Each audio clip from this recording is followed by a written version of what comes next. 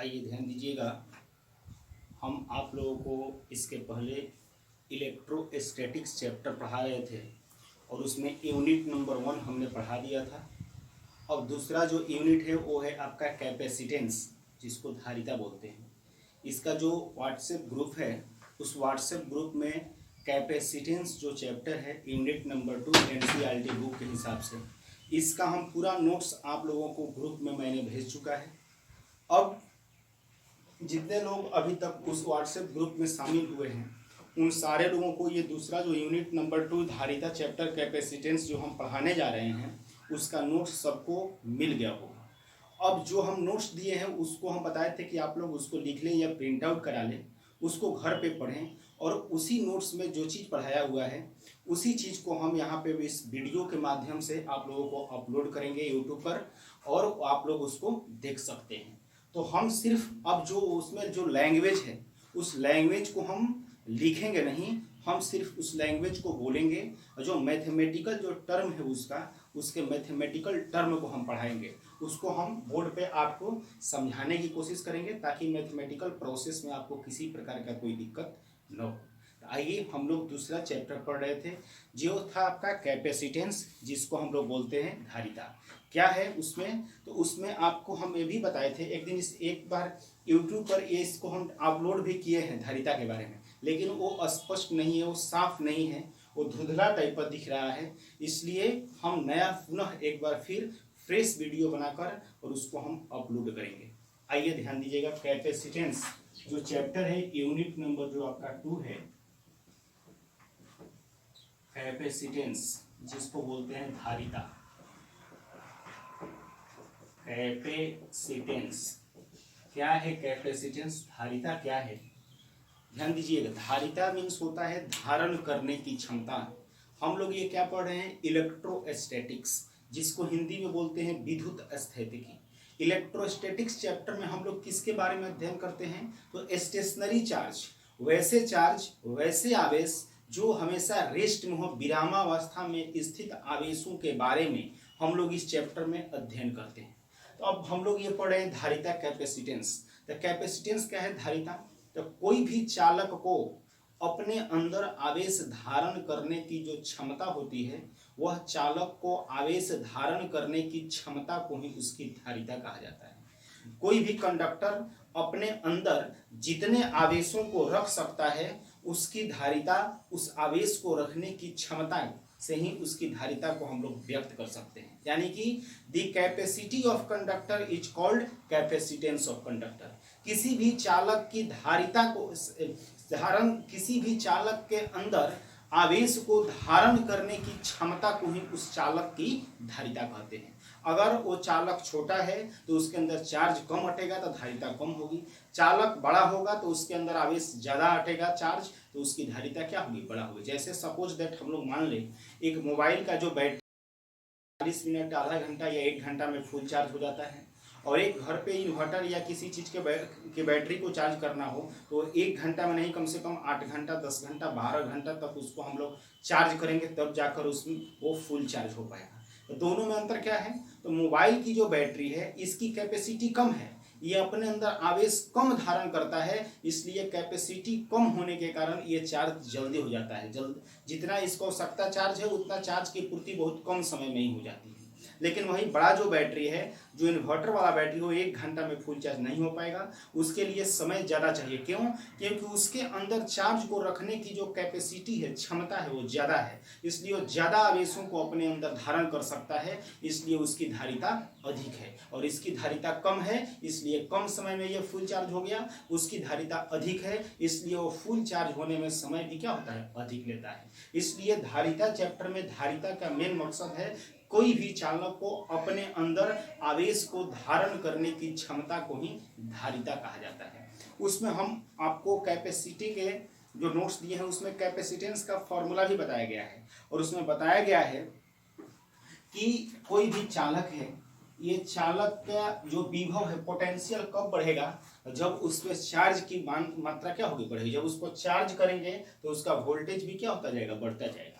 यदि किसी आवेश को चार्ज करने के लिए इसको यदि हम धनात्मक आवेश Q दिए और ये Q आवेश देने पर इस चालक का विभव यदि V हो जाता है तो एक्सपेरिमेंटली प्रयोग कहता है कि किसी भी चालक का जो विभव होता है वह विभव उस चालक को दिया गया आवेश के समानुपाती होता है, यानी कि Q समानुपाती होता है किसके, V का। ऐसे सपोज दैट हम लोग मान लेंगे घर में हम लोग यूज कर रहे हैं जो करेंट जो आ रहा है, बल्ब जला रहे हैं, अगर करंट या स्टेबलाइजर यूज कर रहे हैं तो जैसे ही जो वोल्टेज उसका जैसे ही डाउन होता है तो करंट का वैल्यू क्या होता है, कम हो जाता है, और जैसे ही करंट बढ़ेगा तो वोल्टेज भी क्या हो जाएगा, बढ़ जाएगा।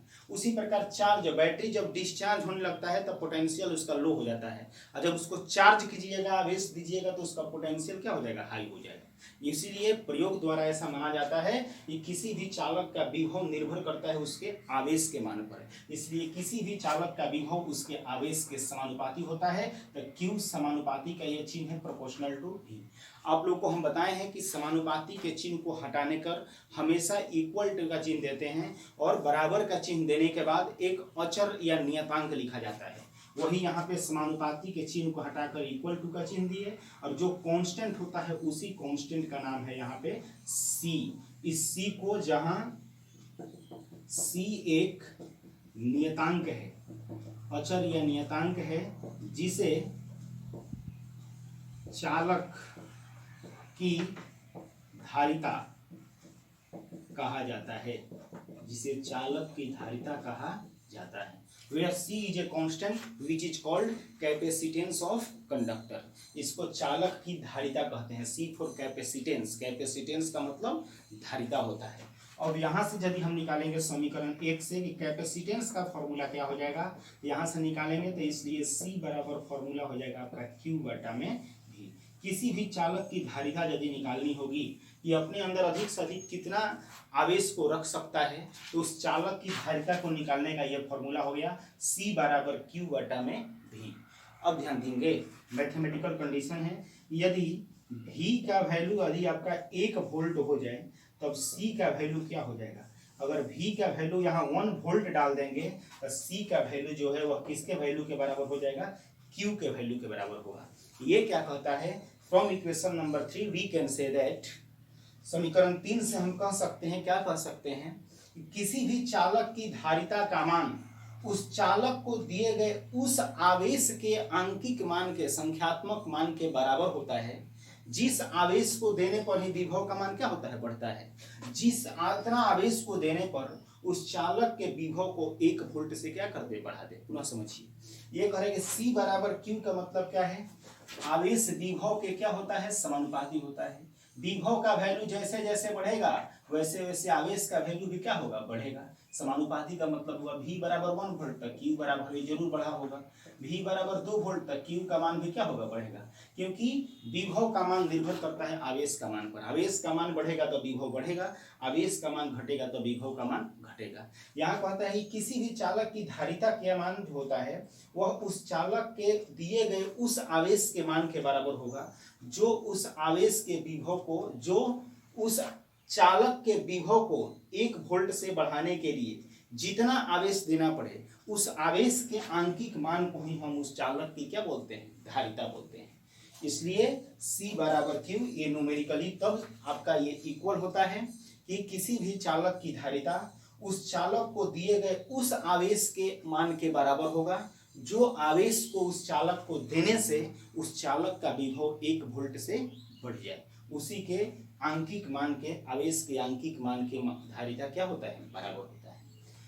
अब यहाँ पे धारिता का एसआई मात्रक क्या होता है और धारिता का विमीय सूत्र क्या होता है। तो धारिता का एसआई मात्रक निकालना होगा तो C बराबर फॉर्मूला है Q बटा में V। आवेश का एसआई मात्रक होता है कूलम्ब और विभव का एसआई मात्रक होता है वोल्ट। ये हो गया कूलम्ब पर वोल्ट, या कूलम्ब वोल्ट को नीचे से ऊपर ले जाएगा तो हो जाएगा इनवर्स। इसी को हम लोग फैराड कहते हैं। कूलम्ब पर वोल्ट होता है जिसे फैराड कहा जाता है, जिसे फैराड F से स्वीप करते हैं कहा जाता है। आज के बाद आपको याद रखना होगा कि धारिता का जो एसआई मात्रक होता है वह धारिता का एसआई मात्रक फैराड होता है, और फैराड कितने के बराबर होता है, तो तो कूलम्ब पर वोल्ट का बराबर होता है। कूलम्ब पर वोल्ट को ही फैराड कहा जाता है। आगे दिया होगा किसी चालक की धारिता 2 फैराड है, 10 फैराड है, 5 फैराड है, तो फैराड जहां भी आ जाए तो तुरंत समझ जाना है कि ये मान किसका दिया हुआ है, धारिता का मान दिया हुआ है। इसलिए फैराडे वैज्ञानिक का भी नाम है और धारिता का एसआई मात्रक फैराड होता है। ऑब्जेक्टिव सवाल भी आता है कि धारिता का एसआई मात्रक क्या होता है, तो याद रखेंगे धारिता का एसआई मात्रक फैराड होता है, उसको कैपिटल एफ से डिनोट करते हैं। और फैराड होता कितने के बराबर है, तो कूलम्ब पर वोल्ट, कूलम्ब आवेश का कूलम्ब, विभव का वोल्ट, कूलम्ब पर वोल्ट का ही आपका नाम है आपका फैराड। जिस प्रकार से बल का होता है न्यूटन, कार्य का एसआई मात्रक होता है जूल, जूल वैज्ञानिक का नाम है, न्यूटन वैज्ञानिक का नाम है, उसी प्रकार धारिता का एसआई मात्रक होता है फैराड और ये बराबर होता है कूलम्ब पर वोल्ट या कूलम्ब वोल्ट इनवर्स के बराबर होता है। ये आपका धारिता का एसआई मात्रक हुआ। अब इसके बाद हम लोग उसमें आगे देखे हैं कि गोलीय चालक की धारिता क्या होगी, क्योंकि कंडक्टर भी कितने प्रकार के होते हैं, अलग अलग होता है, आयताकार होगा, वर्गाकार होगा, वृत्ताकार होगा। अगर गोलीय चालक की धारिता हमको निकालनी हो तो गोलीय चालक की धारिता कैसे निकालें, इसमें एक चीज छूट गया, बीमीय सूत्र। इसका बीमीय सूत्र ऐसे फर्स्ट ईयर में पढ़ाया जा चुका है। इसका होता है M−1 L−2 E के पावर 4 और A का स्क्वायर, ये धारिता का बीमीय सूत्र होता है।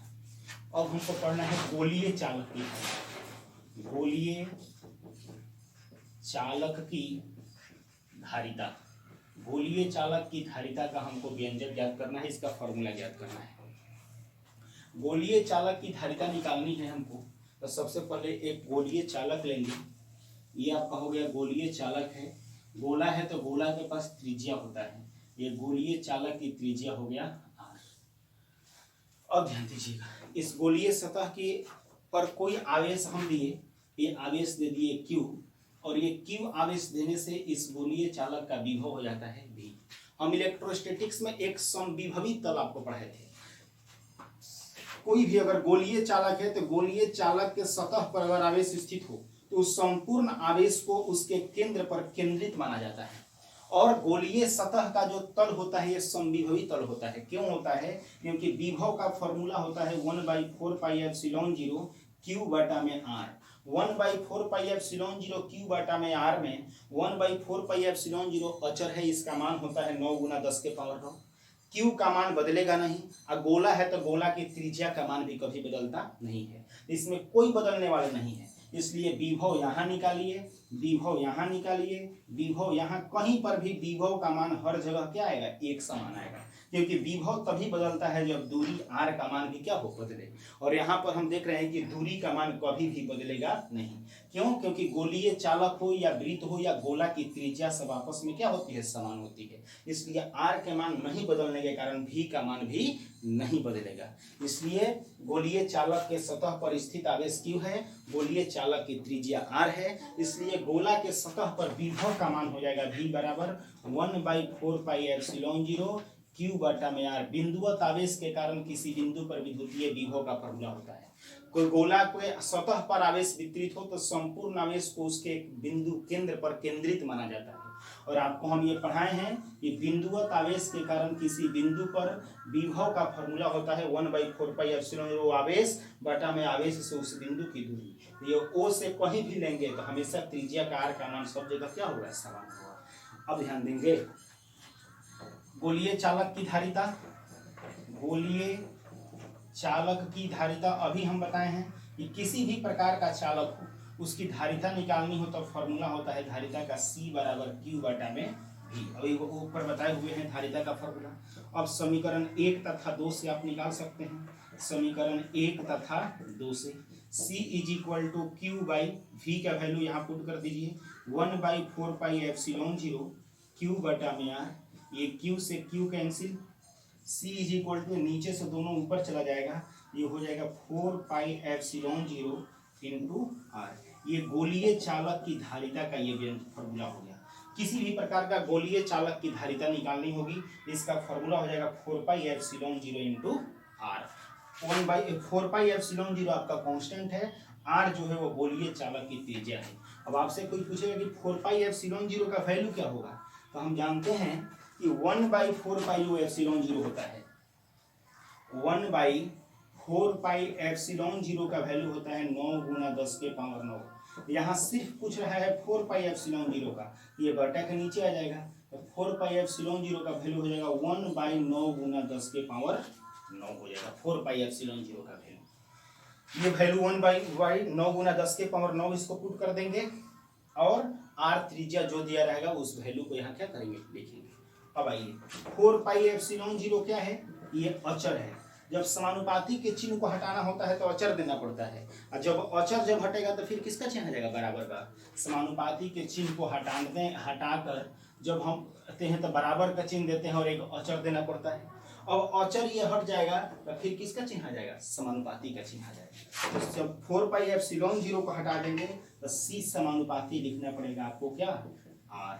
इसका मतलब क्या है, c समानुपाती r का मतलब किसी भी गोलीय चालक की जो धारिता होती है, धारिता का मतलब गोलीय चालक के अंदर आवेश को रखने की क्षमता, किसी भी गोलीय चालक की धारिता उसके त्रिज्या के समानुपाती होती है। ऐसा क्यों है कि गोलीय चालक की जो धारिता होगी, आवेश को धारण करने की जो क्षमता होगी, वह उसके त्रिज्या के समानुपाती क्यों होगा, इसलिए होगा कि गोलीय चालक छोटा तो उसकी त्रिज्या भी क्या होगा, छोटा। r बराबर मान लीजिए 2 सेंटीमीटर, तो इसका कैपेसिटी, इसके अंदर आवेश को हटाने की क्षमता भी क्या होगा, कम, मान लीजिए 1 फैराड।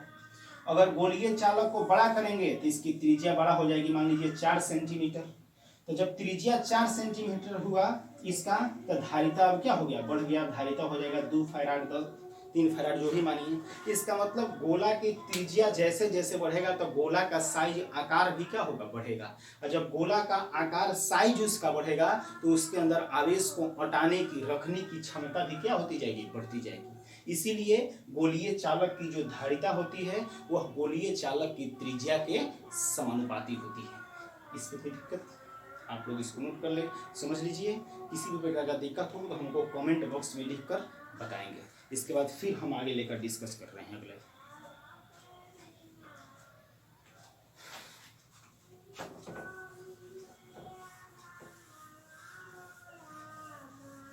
उसमें एक ऑब्जेक्टिव सवाल आता है कि पृथ्वी जो है, यह पृथ्वी की धारिता क्या होगी। पृथ्वी जो है ये भी आपका गोला के आकार का है, एक नारंगी के आकार का है, और पृथ्वी की धारिता हमको बतानी है। ये फिक्स है कि पृथ्वी का त्रिज्या होता है 6400 किलोमीटर, तो इसकी धारिता हमको बतानी है। पृथ्वी किस आकार का है, गोला के आकार का, तो 6400 1 किलोमीटर बराबर 1000 मीटर, 1000 मीटर माने 10 के पावर 3 मीटर, तो r बराबर हो जाएगा 64 गुना 3 गुआ 10 के पावर है 2, 3 और 2 5 मीटर, इतना। इसलिए पृथ्वी की धारिता, पृथ्वी एक गोला के आकार का है। अभी बताए हैं कि गोलीय चालक की धारिता का फॉर्मूला होता है 4πε0 इंटू r। 4πε0 का वैल्यू कितना रखेंगे, 1/9 गुना 10 के पावर 9। r का वैल्यू ऊपर दिया हुआ है, पृथ्वी की त्रिज्या 64 गुना 10 के पावर 5। c बराबर 64/9 गुना 10 के पावर 5। अब ये नीचे से ऊपर जाएगा तो ये हो जाएगा -9। c बराबर 9 7 63, एक बार में 9, 7.11 इंटू 10 टू द पावर 9 से -4। पॉइंट को हटाने के लिए नीचे 100 कर देंगे, गुना 10 के पावर -4। इसको लिख सकते हैं 711 गुना 10 के पावर -4, और नीचे से ये 100 ऊपर जाएगा तो नीचे 10 के पावर 2 ऊपर जाएगा तो 10 के पावर -2, यानी कि 711 गुना 10 के पावर -4 और 2 6, इतना फैराड आपका ये पृथ्वी की धारिता हो गया। ऐसे आपको बताए हैं कि मिली -3 होता है, माइक्रो 10 के पावर -6 को माइक्रो कहा जाता है, 10 के पावर -9 को नैनो कहा जाता है, और 10 के पावर -12 को पिको कहा जाता है। ये 10 के पावर -6 है, तो इसको हम लोग लिख सकते हैं 711, -6 को बोलते हैं माइक्रो, और ये हो गया फैराड। ये ऑब्जेक्टिव सवाल है, इसको याद रखना होगा कि पृथ्वी की धारिता का मान होता है 711 माइक्रोफैराड। ये भी कभी बदलने वाला नहीं है, क्योंकि पृथ्वी की त्रिज्या भी कभी बदलती नहीं है। पृथ्वी की त्रिज्या होती है 6400 किलोमीटर, और जब जब पृथ्वी की त्रिज्या 6400 किलोमीटर ये अचर राशि है, इसलिए पृथ्वी की धारिता का मान होता है 711 माइक्रोफैराड। इसको देखिए,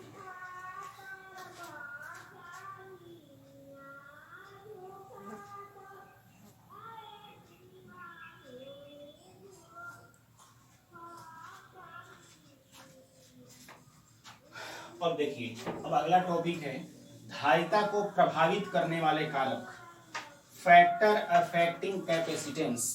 कौन कौन से ऐसे कारक हैं जो किसी भी चालक के धारिता को प्रभावित कर सकते हैं, किसी भी चालक के धारिता के मान को घटा सकते हैं या धारिता के मान को बढ़ा सकते हैं, वे कौन कौन से फैक्टर हैं? तो इसके 3 फैक्टर हैं। किसी भी चालक की धारिता को प्रभावित करने का 3 को मेरे पास फैक्टर है। वो 3 फैक्टर कौन कौन से हैं? तो किसी भी चालक की जो धारिता होती है सबसे पहले निर्भर करती है चालक के क्षेत्रफल पर, चालक के क्षेत्रफल पर, एरिया ऑफ द कंडक्टर।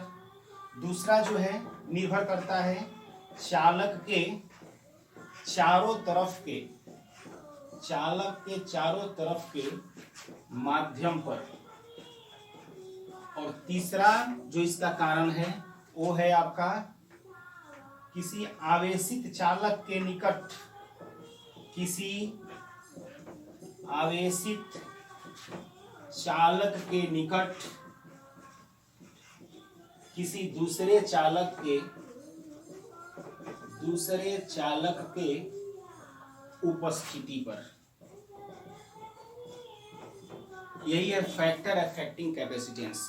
किसी भी चालक की धारिता के मान को हम कैसे बढ़ा सकते हैं? तो किसी भी चालक की धारिता ये 3 चीजों पर निर्भर करती है।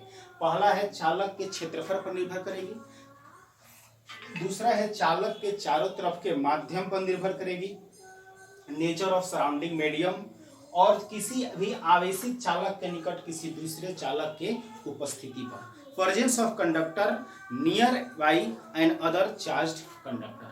किसी भी चालक के निकट किसी दूसरे चालक के उपस्थिति पर, ये 3 चीजों पर किसी भी चालक की धारिता निर्भर करती है। आइए अब हम लोग इसको समझने का प्रयास करेंगे। आपको कुछ देर पहले ही हम बताए हैं कि किसी भी चालक का विभव उसके आवेश के समानुपाती होता है। Q समानुपाती किसके होता है? V के।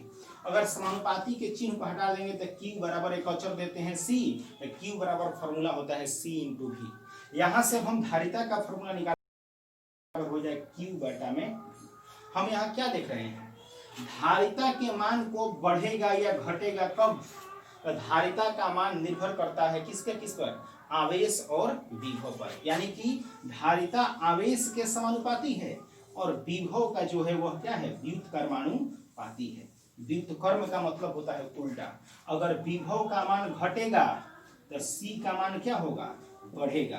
अगर विभव का मान बढ़ेगा तो C धारिता का मान घटेगा। यानी कि किसी भी चालक की जो धारिता है वह 2 चीजों पर निर्भर करेगी, एक आवेश पर और एक विभव पर। आवेश का मान, और आवेश किस पर निर्भर करता है? विभव पर। आवेश बढ़ेगा तो विभव बढ़ेगा, आवेश घटेगा तो विभव घटेगा। वही यहाँ धारिता व्युत्क्रमानुपाती है किसके?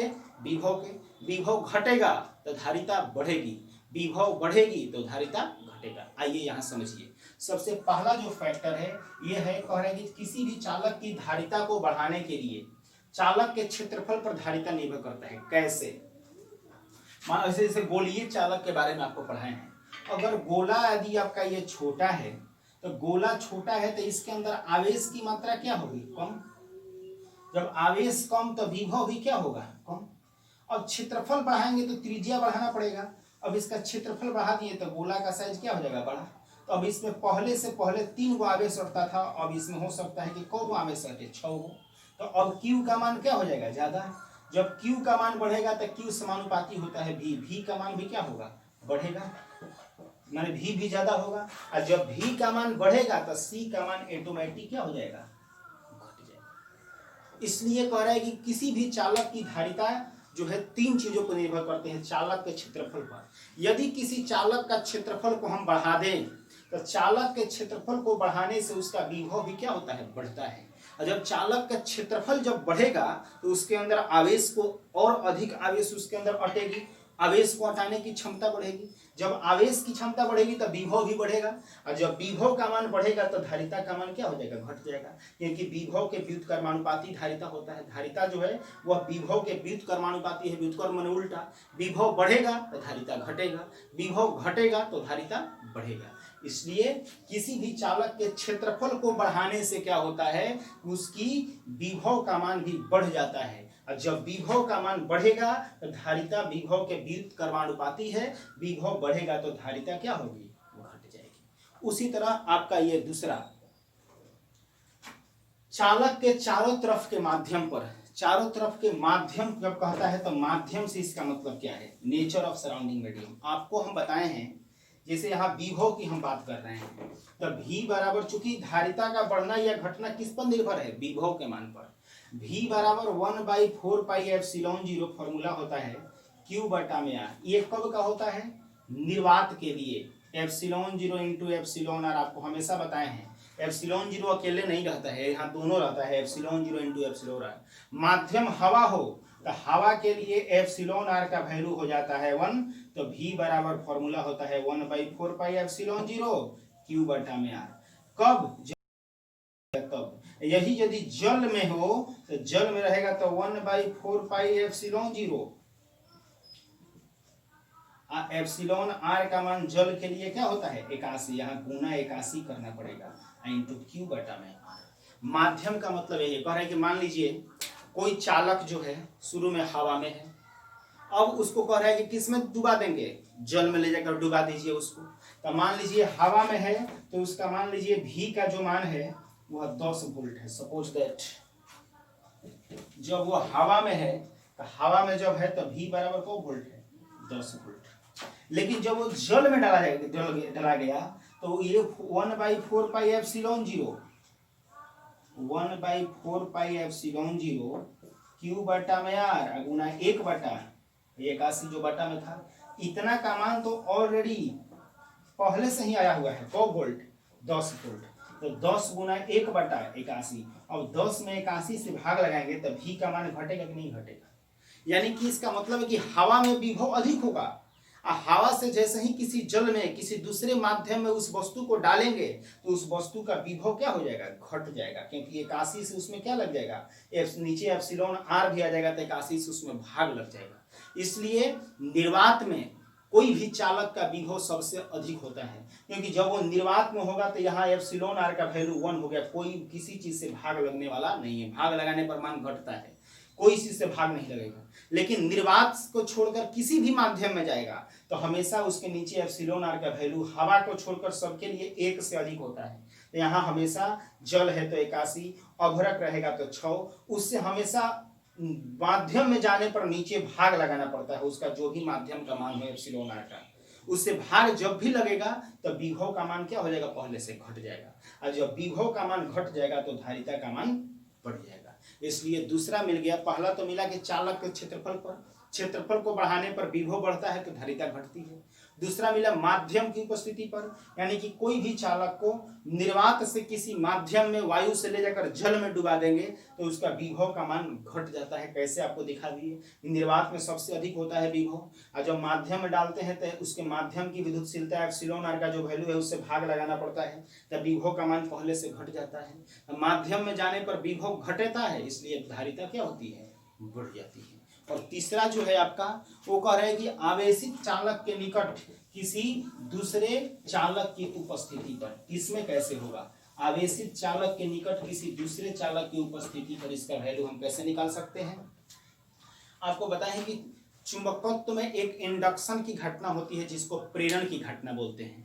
प्रेरण की घटना क्या होती है, तो प्रेरण एक ऐसी घटना है जिसमें दो वस्तुओं को बिना आपसी संपर्क में हुए, दो वस्तु सटेगा नहीं लेकिन एक दूसरे पर प्रभाव डालना शुरू कर देगा। जैसे दो चुंबक या एक चुंबक एक लोहा, ये जरूरी नहीं है कि दोनों सटेगा तभी बल लगाएगा। आकर्षण या प्रतिकर्षण का बल दो चुंबक के बीच या लौह चुंबकीय पदार्थ और चुंबक के बीच बिना स्पर्श का भी लग सकता है। उसी प्रकार जब कोई आवेशित चालक और जब कोई अनावेशित चालक एक दूसरे के निकट रखे जाते हैं, अगर ये दोनों में विपरीत प्रकार के आवेश हों या समान आवेश हों तो इन दोनों के बीच भी आकर्षण या प्रतिकर्षण का बल लगता है, जिससे आवेश का क्षरण होता है, जिससे एक में विभव का मान घटता है तो दूसरे में विभव का मान बढ़ता है। जिसमें विभव घटेगा उसकी धारिता बढ़ेगी और जिसका विभव बढ़ेगा उसकी धारिता घटेगी। इस प्रकार से एक चालक के निकट दूसरे चालक की उपस्थिति से भी धारिता का मान घटता और बढ़ता है। तो धारिता को बदलने के लिए, धारिता के मान को परिवर्तित करने के लिए, बढ़ाने के लिए या घटाने के लिए हमारे पास 3 कारण हैं। पहला तो चालक के क्षेत्रफल को बढ़ाकर हम उसकी धारिता को बढ़ा सकते हैं। दूसरा, कोई भी चालक एक माध्यम से दूसरे माध्यम में ले जाकर उसकी धारिता के मान को बढ़ाया जा सकता है, निर्वात से किसी माध्यम में ले जाकर। और तीसरा, किसी आवेशित चालक के निकट किसी दूसरे चालक को लाकर भी धारिता के मान को बढ़ाया जा सकता है। आज के लिए इतना ही। जब हम अगले क्लास में आएंगे तो आपको पढ़ाएंगे किसी भी चालक को आवेशित करने में संपादित कार्य। कोई भी चालक को हमको चार्ज करना है, कोई बैटरी को ही, तो बैटरी को चार्ज करने में कितना समय लगा, कितना हम कार्य किए, उस वर्क डन का मान कैसे निकालेंगे। जब उसको हम चार्ज किए तो उसके अंदर कितना एनर्जी स्टोर हुआ, उस एनर्जी का वैल्यू कैसे निकालेंगे। तो किसी भी चालक को आवेशित करने में संपादित कार्य का formula, expression of work done in charging the conductor, इसको हम लोग कल पढ़ेंगे। आज के लिए इतना ही। इसको ध्यान से थोड़ा सा और रिवीजन कर लीजिएगा, फिर हम अगले क्लास में कल अगले टॉपिक को डील करेंगे। तब तक के लिए बहुत बहुत धन्यवाद। Thank you.